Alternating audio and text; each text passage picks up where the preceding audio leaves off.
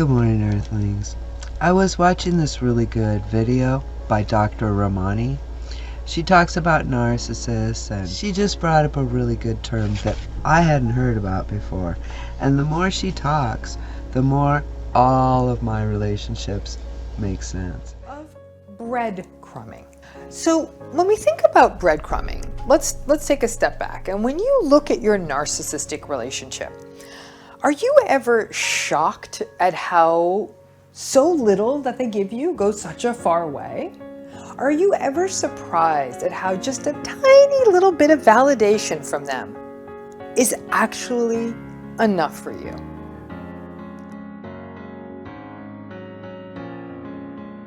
So here's the background with this. My ex-boyfriend was a narcissist, and after breaking up with him, he moved, away, and we remained friends. And then I said no more, and I just became this different person. I'm not gonna put up with it anymore. So he got in a situation in his house where he had to move away, and so he moved here on the property where I am, and he moved next door. I'm getting a lot of these teachings that I'm getting from Dr. Ramani, and I'm able to see in real life what it's really interesting to watch him. The other day he was going on about, don't you remember her? Come on, you remember her. I said, wow, that's gaslighting. You're gaslighting me. What? That's fantastic, because I didn't really know what that meant, and now that's a really good example. Oh, I shut him up and he left.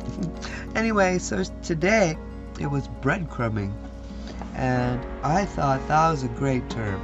So in my story, this lady, her name is Cynthia, and she goes through this transformation like I just did, but hers went a little farther, because I wanted to be able to explain to everybody what narcissists were and what it's like to be one.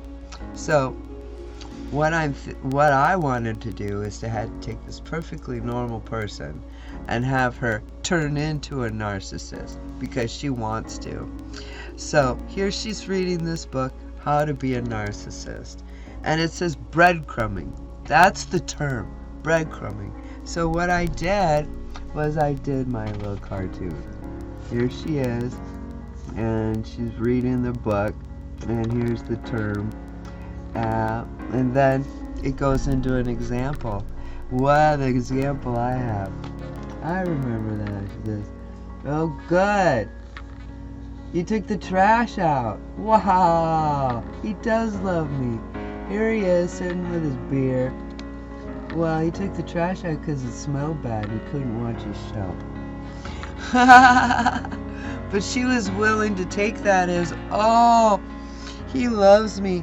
Now it's not finished yet, because now I have to figure out how to flip it around so that she's able to do it.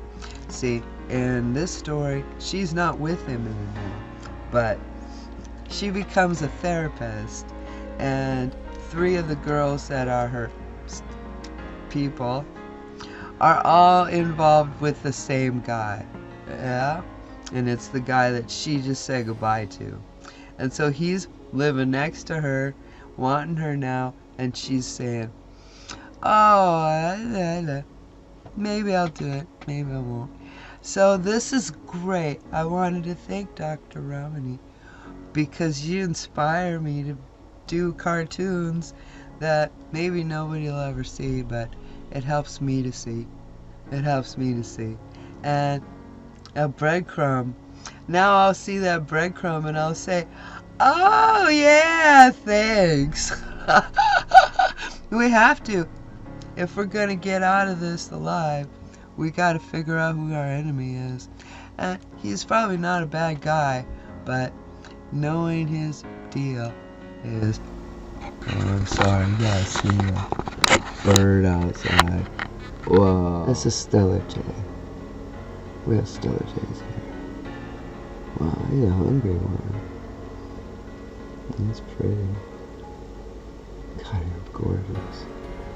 Anyway, I'm gonna go ahead and write these cartoons. If you can use them, yeah, they'll be on my website.